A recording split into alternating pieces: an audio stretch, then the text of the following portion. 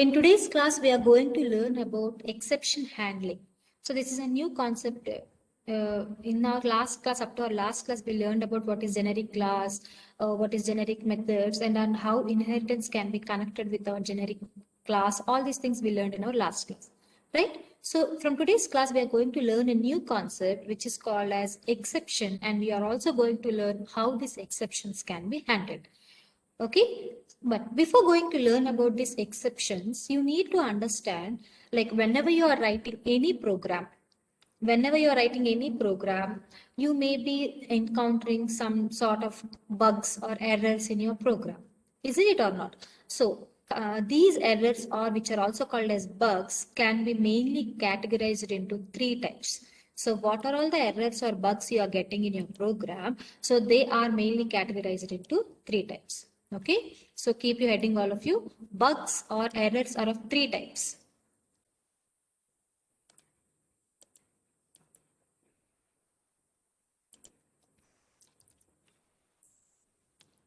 So what are the three types? First one is called as your compile time errors. Three types of errors we have. First one is compile time errors. Second one is called as runtime errors. Okay. And third type is called as logical errors.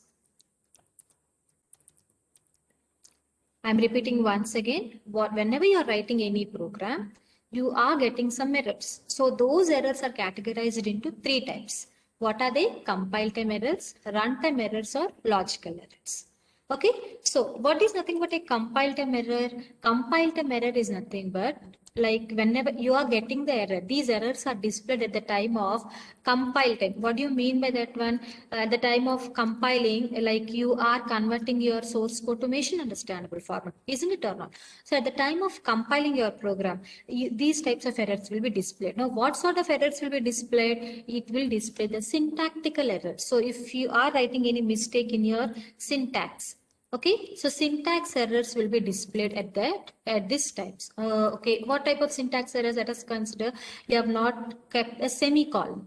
You have missed a semicolon. You know, in Java, each statement should end with a semicolon.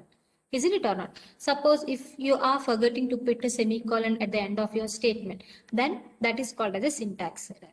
And also suppose if you have not used closed the opening brace with a closing brace, such type of error is also called as a syntax error. And if you are putting if statement, if you are writing, and at the end of if statement if you are putting a semicolon, that is also called as a syntax error. So syntax is nothing but a particular grammar for that particular programming language. So if you are not following any syntax of that programming language, those errors are displayed at the time of compilation, and those errors are called as compile time errors. Okay. Now, second type of error. These errors are formed because of because if let us consider some resources are not available to do that program, or some resources are not available to perform the task whichever is told to the computer. Because of unavailability of those resources, your program is not able to run. Okay, so these errors, these runtime errors are caused because of resources only, unavailability of the resources. Like let us consider you're using some memory. You're storing something in the memory, and if the memory is not available, then what happens? That is unavailability of the resource only, isn't it or not? So if resources are not available, then such type of errors will be displayed at the time of running your program, and those errors are called as runtime errors. So you can make a note here is errors because of resources, unavailability of resources. Okay.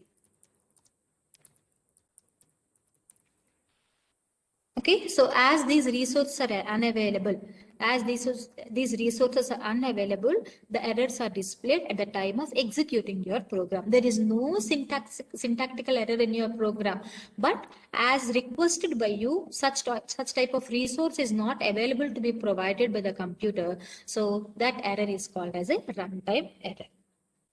Got it? So now third type of error is nothing but your logical error. Now there is no syntax error. There is no runtime error, like resources are all also available, but you are getting a wrong output. Okay, so wrong output is nothing but, it is also one type of error. So that is nothing but logical error. One example I'll tell you, you are asked to perform addition of two numbers, but unknowingly instead of using the plus operator, you have used the minus operator in your program. You have typed minus operator instead of plus operator. Then what happens? You will be giving two values. You are expecting the sum of those two values, but you are getting the difference of those two values. That means you are getting a wrong output. So that wrong output is also considered as an error, and that falls under the category of logical error.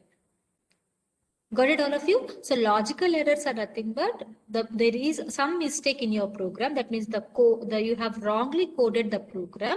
Because of that, there is no syntactical error and there is no runtime error, but you are getting a wrong output. So whatever output you are expecting, you may not be getting that output. Okay, so these outputs are generated because of mistake in the program. That means the program has been wrongly coded by the user. Right? So I'll repeat once again, compile time errors are nothing but errors because of syntax problem. Runtime errors are nothing but errors because of some resources unavailability. Logical errors are nothing but you have done something mistake, like you have coded the program wrongly. So whatever output you are expecting, you may not be getting that output. Right? So these are all the three different types of errors we have. Now, of all these three errors, runtime errors, whatever we have, they are named as exceptions. These are called as exceptions. Okay, runtime errors are called as exceptions. So we are going to, like, if some resource is not available, then that error is called as exception. Right? So these errors are called as runtime exceptions also. So you can note down a definition of the exception, all of you. Exception is nothing but, so we can define exception as, exception is an abnormal condition. Okay, note down all of you. Exception is a abnormal condition that stops the normal execution of a program.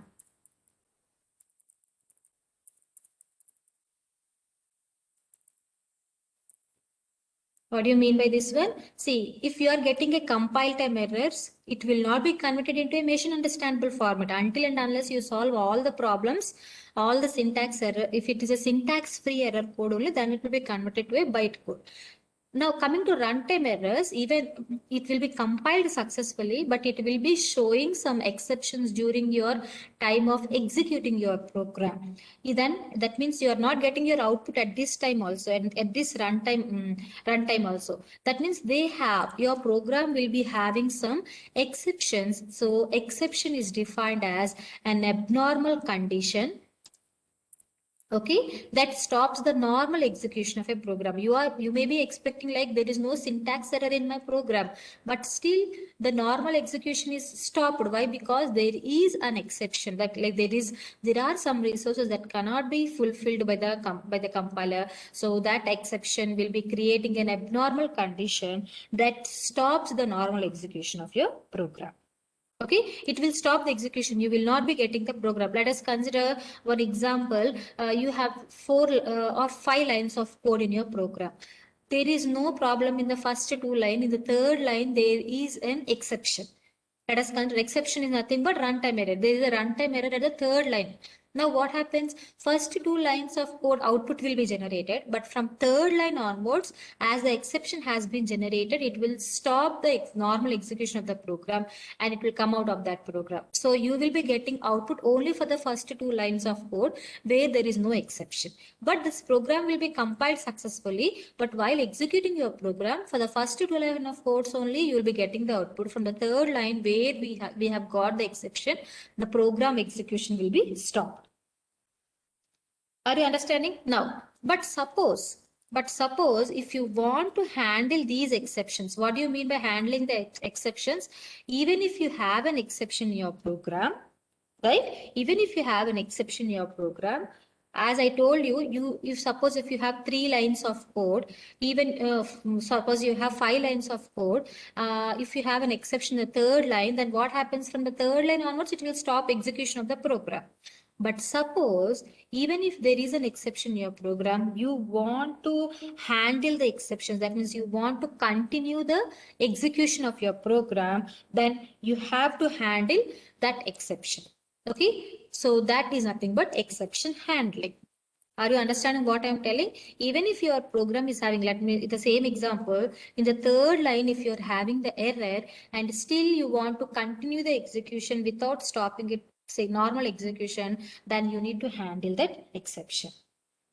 Okay, now what are all the errors we have? Now, before going to learn about this exception handling, you need to remember about, you need to understand about 2 classes. First class is what are all the errors and exceptions you have. Errors are nothing but compile time errors and exceptions. In total, what are all the compile time errors and runtime errors? Logical errors is not under the control of compiler. Logical errors are because of us. So we will not be talking about the logical errors. Okay. Now, what are all the compile time errors, which are called as normal errors and exceptions? So errors, no, errors and exceptions in Java are defined in a class called, these are all defined in a class called throwable class. This is a super class. We have 2 super classes. One class is called as a throwable class, and in the throwable class, this is one super class. In this class, all the information about this normal compile time errors and the runtime exceptions, whatever you are getting, they are defined in this throwable class. We have one more class, but suppose if you want to have only particularly for the runtime errors, which are called as exceptions, then for that also we have one special class, that is exceptions. Only for exceptions in Java, we have a class called exception class. I hope you all are following what I'm talking. Okay, so exception is a class which has a definition for all the runtime exceptions only, which are called as exceptions. That's why I have written here exception. But in total, if you want to have, you have one more class called as a throwable, which contains the definition, which contains the definition for all the compile time errors and the runtime errors, which are called as exceptions. Got it? That means in 10 you can say like exception class. These 2 are classes. This is one class and this is also one class. Okay. So these are predefined classes. Now exception class you can say is a subclass of your throwable class. That means throwable class is your super class of this exception. Right? So we have 2 classes, throwable class and exception class. You should know why we have 2 classes. Remember, throwable class will have the definition for all the errors, compile time errors and runtime errors. But if you want to handle only, you don't want to bother about the syntax error, you want to handle work with only runtime errors, then you can only use this exception class. But you need to understand here is exception class is the subclass of throwable class. Now, okay. Now, what I'm telling about, you want to handle the exceptions. Whenever you are working with the runtime errors, you want to handle runtime exceptions. Isn't it or not? What do you mean by handling runtime exceptions? You don't want to stop the execution of your normal program flow. Isn't it or not? I'll explain one more time. See, let us take one program like this, and in this program let us consider you have first line, this is one line. Okay, you have another line, you have another, let us consider 5 lines of code you have. Are you following carefully, all of you? Now let us consider there is an exception at this case. At this case you have an exception. Now, when no normal flow of execution, what happens? It will start from here. So it will execute this one. There is no problem here. It will execute this one. There is no problem. Now, while executing this statement, third statement, what happened? There is a runtime error in this line of code. Then what happens? It will stop execution here and it will come out of this program. But suppose if you don't want to happen like that, you want to handle this exception also. That means you don't want to stop the normal flow of execution. Even if there is an exception in this program, even if there is a runtime error in this line, even then also you want to continue the execution of this program, then that is called as a runtime exception. I'll show you once. Let us take a simple example first without how the errors will be displayed, and then I'll tell you how to handle these exceptions. Okay. So for understanding this one, let us take one program. So I'll take one class. Okay. Class example 1. All of you follow carefully what I'm doing. Okay.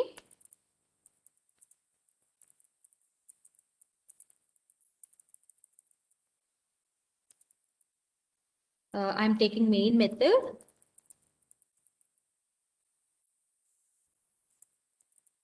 Now, in the main method, I will be just having some printf statements only. Why? Because I want to show you whether it is executing or not. Okay.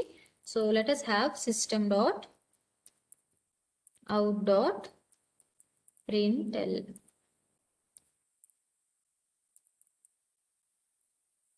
line 1. I'm just writing line 1. Okay. I'm taking, let us take one more. Here I want to perform 3 plus 4. Okay. I have one more line. Line 3. Okay. I will be writing one more line. Here I want to perform 5 by 0. And I want to add one more line. Line 5. I want to have one more line. Line 6. Okay, line 6. Okay. So this is my program. A simple program where I have 6 lines of code and all are output statements, like print statements only. So we'll run this program first and see how it will be executing. Okay.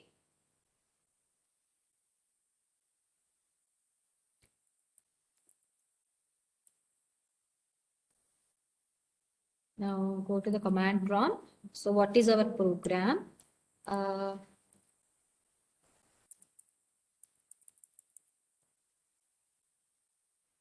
Example1.java. Now, if any error, see, you didn't get any compile time error. Suppose I'll show you compile time error is nothing but if you miss any semicolon, let us see that also. I have removed one semicolon here. I saved this program and again I'll try to compile this program. In such case, it is showing semicolon expected. So if you are not following any syntax, this error is called as a compile time error. Now I again put semicolon. Okay. Now what I'll do, I have to save this program. I'll use, again I'll try to compile this program. Then in this case, you see there is no error here. What do you mean by that one? There is no compile time error. That is syntactically this program is right. Now I'll try to run this program. How to run this program? Use a command called Java and write exception 2. Exception 1 is our program. Now if I click enter, you will be getting an error. See here, your first line of output is line 1. You got line 1. Okay. Second line is 3 plus 4 is 7. You got 7 also. Third line 3 also you got the output. But see, after that you didn't get any output. It is showing exception thread main java.lang arithmetic exception division by 0. That means in normal mathematics also you all know whenever you're dividing any number with 0, it is nothing but infinity. Isn't it or not? So that's why at this line 4, you are getting one exception. That's why the program has been stopped forcefully. This is not nothing but abnormal termination of your program execution. That's why even though there is no error in your line 5 and line 6 also, you are not getting that line. That means from this line onwards, it has stopped the execution and it has come out of that program. So as up to here there is no problem. That's why it has displayed all these 3 lines. But from here there is a problem. What is that problem? It is called as arithmetic exception. Which type of arithmetic exception? Division by 0. It is saying that one also. So because of that division by 0, as the exception is raised here, it stopped the normal execution of the program, and the next lines are also not executed. Are you following, all of you? So this is called as an exception. But suppose if you want to handle this exception, that means even if there is an exception in any line, you don't want to stop the normal flow of execution. What you want to do is you want to continue the execution of your program. To handle such type of thing, to have such type of an option in Java, we have some keywords. What type of keywords? We have some keywords. We have 5 types of keywords. Note down, all of you. First keyword is try. Second keyword is catch. Third keyword is throw. Fourth keyword is throws.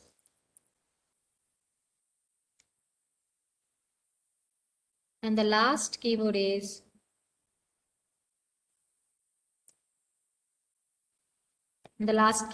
finally.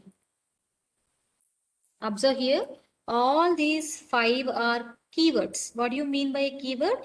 The way it has been defined, you need to use in that way only. And observe, all are in small letters only. That means we need to use in the small letters fashion only. So what is the use of all these 5 keywords? All these 5 keywords are used to handle your runtime exception. What do you mean by handling runtime exception? You don't want to stop the norm execution. Even if there is a runtime exception is there, you don't want to abnormally stop the execution. You want to continue execution with the other statements also. How that can be done? That can be done by using these 5 keywords. So we need to learn in detail about all these 5 keywords. Up to here, all of you clear? What is an error? How many types of bugs we can have? What is an exception? What are all the classes we are going to use, and how an exceptions can be handled? What are all the keywords we have? Is that clear, all of you? Yeah. So what we'll do is we have 5 types of exceptions. So let us start with the first type, that is try. Keep hearing, all of you, try.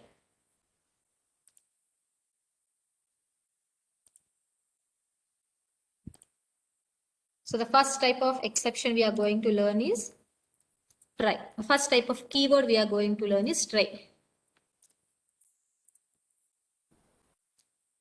Try keyword is nothing but, see, take this example, the same example. We have an exception in the third line, isn't it or not?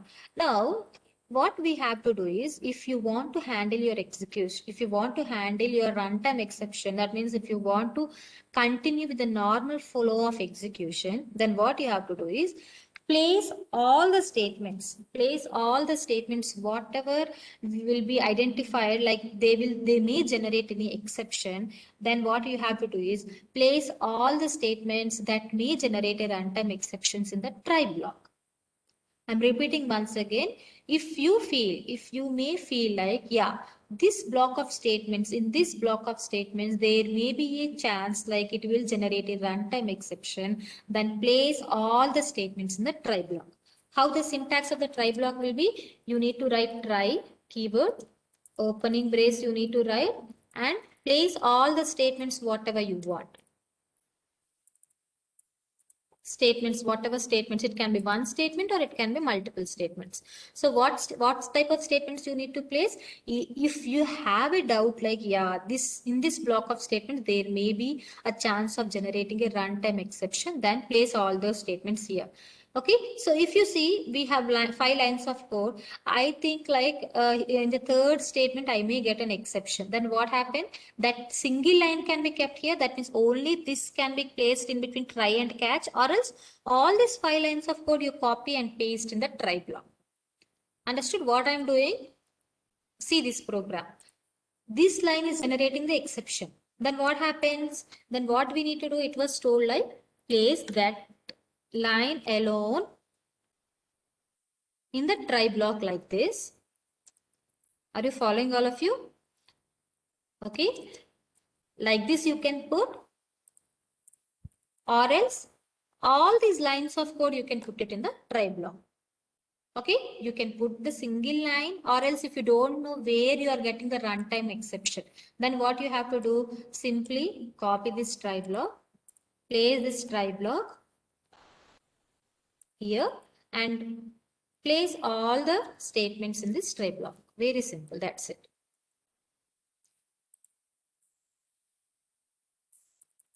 I hope you all are following what I'm doing here. Okay, so you need to close your try block here. Right, now what the try block will do, try block will identify whenever there is a statement in your program, if it generates any exception, then what happens is this try block will identify the type of exception, and for that type of exception it will create an object and it will throw that type of object. Are you understanding what it will do? It will, if any statement generates an exception, let us consider in our case it is a third line, then what the try block will do, try block will create, like first thing is it will identify what type of exception. In our case, you can see here in the program, you can understand here it is arithmetic exception, right? So that will be identified by the try block. Now it will identify the type of exception. Now as a second step, it will create an object of that. Okay, it will create an object of that exception. Now, once an object is created, what it will do is from this try block, it will throw out that object. Okay, throws that object.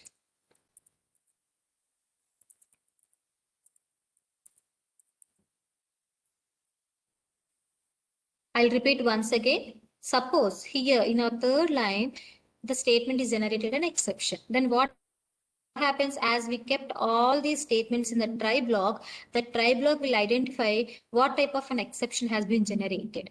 Now once it identifies that exception, it will create an object and that object will be thrown out of that block. So all these things will be done automatically. There is no involvement of human being or as a developer. This will be done automatically and that will be taken care by the try block. Okay, what I'm doing, see here, let us see the same thing. This line of code will be executed, no problem. This line of code will be executed and this line of code also will be executed. But here there is an exception. Then what happens, as this is kept in the try block, this try block will identify this one as, yeah, this is an arithmetic exception. So it will create an object of that arithmetic exception and that object will be thrown out of this block. That means these two statements will not be executed then. From here, it will generate that object and it will come out of this end of this try block and it will throw that object outside. Are you understanding? So I'll show you one execution of this program, as we have already kept this one in the this one try block. Let us try to run this program and see. Okay.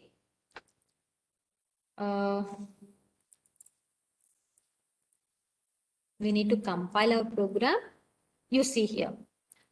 What it is telling, you have used try, but as it is generating one object, okay, as it is generating one object and it is throwing that one outside of this block, we should have either a catch or a finally. I told you in our keyboard handling, we have catch and finally also. So whenever a try block is throwing any object of a particular exception type, we should have either a catch block or a final block which should handle that statement. What do you mean by handling is, suppose this line is generating one exception. Now instead of this exception, you want to execute any other statement. That statement you need to put it in the catch block. Are you following, all of you? So your second line of exception is your catch block. Keep your heading, all of you. catch. Let us see about catch now.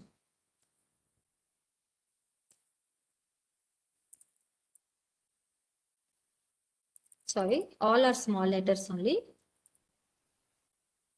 Now, what is this catch block? The syntax of the catch block will be like this. You need to write within the brackets what type of exception you are going to handle. Okay, so within the statement, you need to write one parameter also. What do you mean by this parameter here? This parameter talks about what type of exception it is going to catch. Okay, and then you need to write some statements. What are these statements? These statements are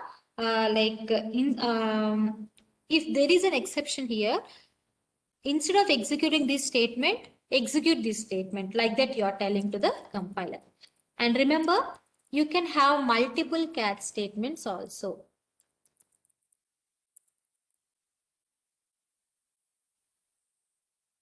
Okay, what do you mean by this statement? Here, catch statement, you are telling you have to write all the alternate statements, whatever you want to execute in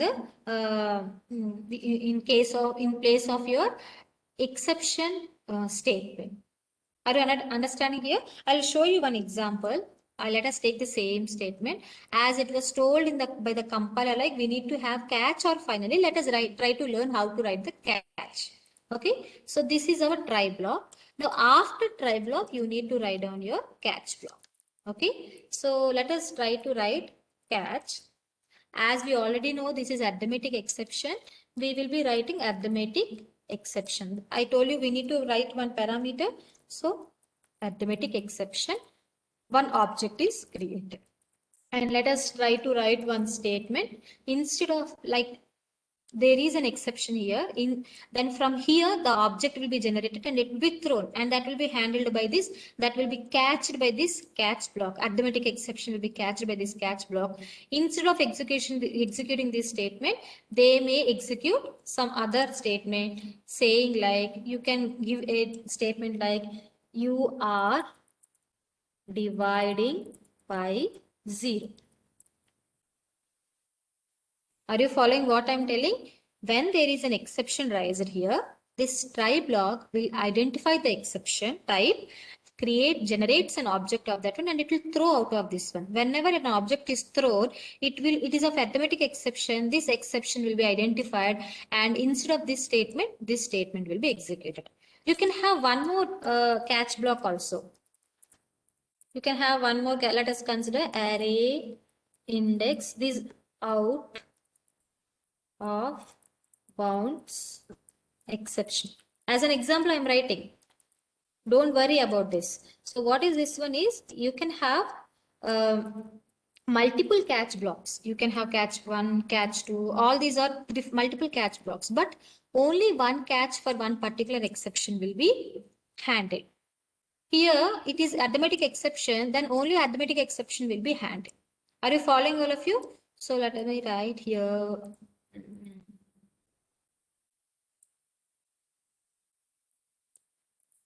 Like this, I'm writing like this. Now let us see how the flow of execution will be. Are you following, all of you? Up to here is clear. Try block and catch block, how it is handling. So let us run this program and see.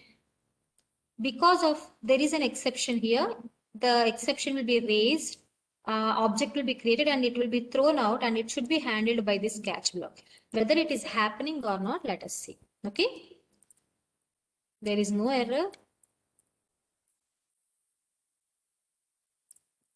You can see here, you got line 1. Line 1 is our first line. Next 3 plus 4, 7 also you got.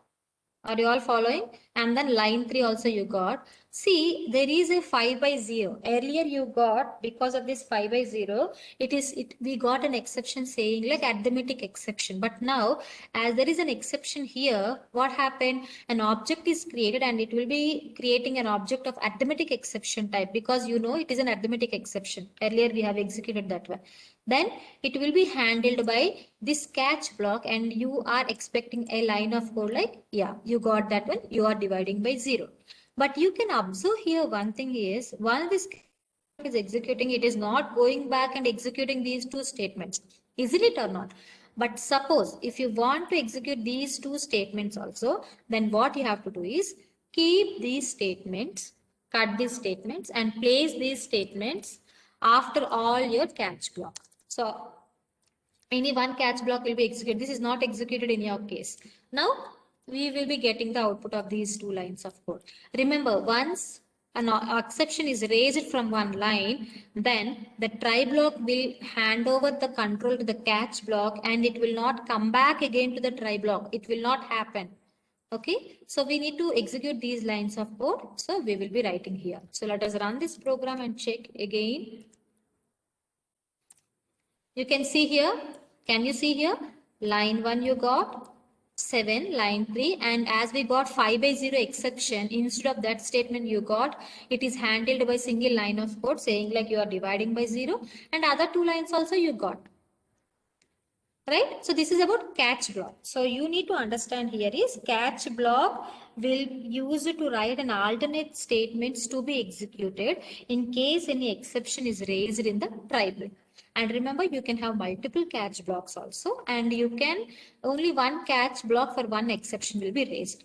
Now, suppose if you don't know what sort of exception is raised. Here, as an example, I told you because earlier we executed and we got to know like arithmetic exception is raised. But if you don't know what is an exception is raising, in such a case, what you need to do, I already told you all these arithmetic exceptions. These are all the different types of exceptions you can see on your screen, left, right hand side bottom, arithmetic exception, array index out of bounds exception, array stored exceptions, store exceptions. These are some exceptions I have highlighted here. It is not limited to these exceptions only. We have other predefined types of exceptions. Suppose if you know like only arithmetic exception is going to rise, then in your program, in the catch, you can directly write arithmetic exception is going to rise. If you know like file not found exception is going to rise, then you can directly create an object of that one. But suppose if you don't know what sort of exception is going to rise, then what you have to do, you can directly use exception class here. You see here, exception class is there. Directly you can use exception, right? That means in place of arithmetic exception, you can directly write exception. That means what you mean by that one? In the exception class, all these classes are defined. All these classes, whatever we have written here, all these classes are defined in this exception class. If you particularly know only this will be generated, then you can directly write that one. But if you don't know, then you can directly mention its super class, that is exception class. This will also run. Okay. Right now, let us see about finally also in this class. Finally is nothing but suppose these two statements are executed, but sometimes what happens is if there is an error in these two statements, if there is a runtime error in these two statements, then what happens? This will not be handled. Again, we need to write one more try and catch for this one and it has to be handled. But suppose if you want to execute some statement, even if there is an exception or not, like one simple example I'll tell you, when you're working with files concept, you have to close all the files. Irrespective of the exceptions raised in the program, you have to close all the files. Is it or not? So all the closing file closing statements can be kept in one block, which is called as a finally block. And what is the use of that finally block is the finally block will be executed at the end, even if the statements, if there is an exception in your program, if there is exception or there is no exception also. That means these two lines can be kept in finally, like this. What do you mean by finally? I'm repeating once again. Finally is nothing but if there is, if let us consider there is a possibility of any error. If you are not putting in any finally statement here, if there is a possibility of any error, but still you want to execute that one, then place these two statements in the finally block. Okay, that means the statements in the finally will be executed. Either your program contains or may not contains the exceptions. Now, what is the use of this one is, same example, closing the file. If you don't close the file, the resources are wasted, isn't it or not? You have to close the file once your work is done. So all the file closing statements can be kept in a finally block like this. So I'll show you the execution of the output of this program. Okay.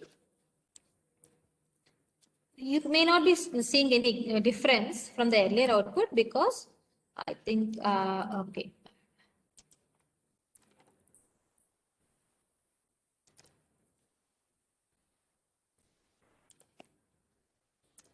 Okay.